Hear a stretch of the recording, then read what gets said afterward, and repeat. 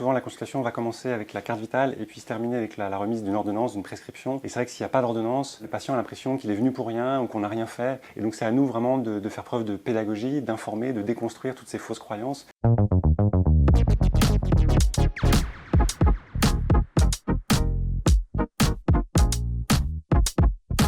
Il y a à la fois des patients qui sont très attachés à leurs médicaments. Pour eux, vraiment, une consultation égale une ordonnance, des médicaments. Et à l'inverse, on a de plus en plus de patients aussi qui finalement sont réticents ou ont des inquiétudes vis-à-vis des médicaments et s'orientent davantage vers des solutions plus naturelles. Donc on a vraiment les deux en fait.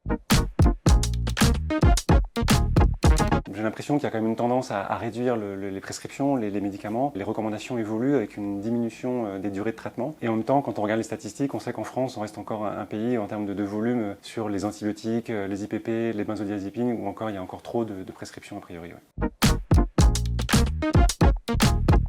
Il y a des patients qui ont des prescriptions qui sont très anciennes, qui sont très attachés à leurs médicaments, avec des traitements qui vont être reconduits au fil du temps. Et puis des prescripteurs qui ne requestionnent pas forcément à chaque consultation l'indication de cette prescription. Et puis parfois des patients qui sont aussi très demandeurs et qui nous poussent à leur prescrire ces molécules.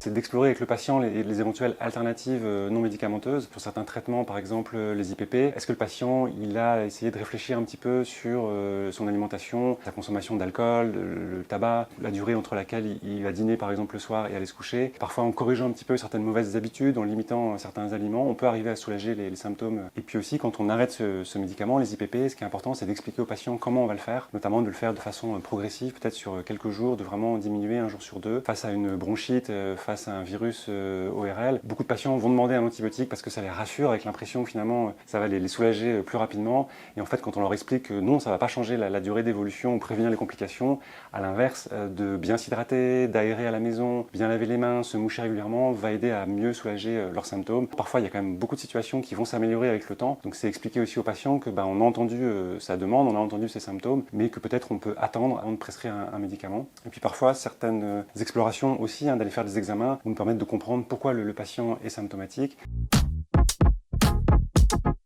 Par rapport aux symptômes liés à l'anxiété, c'est vrai que surtout si elle est passagère, occasionnelle, il y a quand même pas mal d'autres choses, pas mal d'autres leviers sur lesquels on peut agir. Et c'est vrai que notamment on va revoir justement les habitudes de vie, l'activité physique, est-ce que c'est un patient qui a l'occasion de bouger, les temps de loisirs, les temps d'activité sociale, d'interaction sociale, est-ce que ce patient a un sommeil suffisant, si nécessaire, si ces symptômes sont invalidants, sont majeurs dans le temps, c'est d'envisager peut-être une approche psychothérapeutique. Dorénavant, les choses sont en train de bouger vis-à-vis de l'assurance maladie, avec la prise en charge dans le cadre du dispositif Mon Soutien Psy. C'est bien aussi d'expliquer aux patients que face à l'anxiété, face à des attaques de panique, les médicaments ne sont pas forcément la seule réponse, ou en tout cas pas la réponse unique.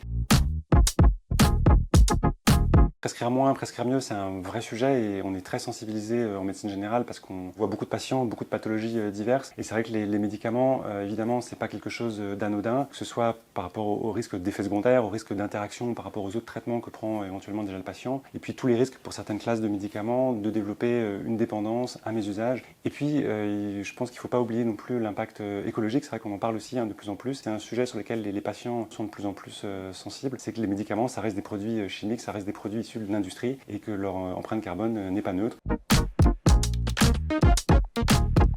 C'est vraiment important déjà d'écouter les patients, d'écouter leurs souffrances, leurs symptômes, leurs plaintes et d'y répondre. Souvent la consultation va commencer avec la carte vitale et puis se terminer avec la remise d'une ordonnance, d'une prescription. Et c'est vrai que s'il n'y a pas d'ordonnance, le patient a l'impression qu'il est venu pour rien ou qu'on n'a rien fait. Et donc c'est à nous vraiment de faire preuve de pédagogie, d'informer, de déconstruire toutes ces fausses croyances et de proposer d'autres choses aussi, de ne pas repartir sans rien, des conseils d'hygiène de vie, des conseils de surveillance. Je pense aussi à la bronchiolite chez les petits. Les parents viennent nous voir, on leur explique que c'est une bronchiolite et on leur explique que ça va guérir tout seul. Et donc c'est vraiment important de leur expliquer justement comment ça va se passer, de les rendre vraiment acteurs de la prise en charge. Donc souvent, moi, ce que je fais en pratique, c'est que je leur imprime la feuille d'information aux parents établie par la HAS.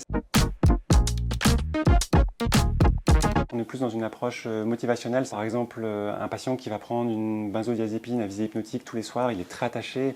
Docteur, ça fait 10 ans que je prends ce traitement, vous n'allez pas me l'arrêter. Et donc c'est vraiment d'accompagner le patient dans cette démarche. Moi, en tant que médecin, mon rôle, c'est de vous informer que ça pose souci, que c'est pas anodin, qu'il y a des effets secondaires à long terme de poursuivre ce traitement. Une fois que le patient il accepte l'idée qu'on peut changer ce médicament, essayer de l'arrêter ou de le substituer, de le remplacer par d'autres choses, et c'est de voir avec lui comment, est-ce que c'est le bon moment pour lui là dans sa vie, dans son quotidien, et puis après de mettre en place vraiment un plan de sevrage ou de substitution, de retravailler son hygiène de vie.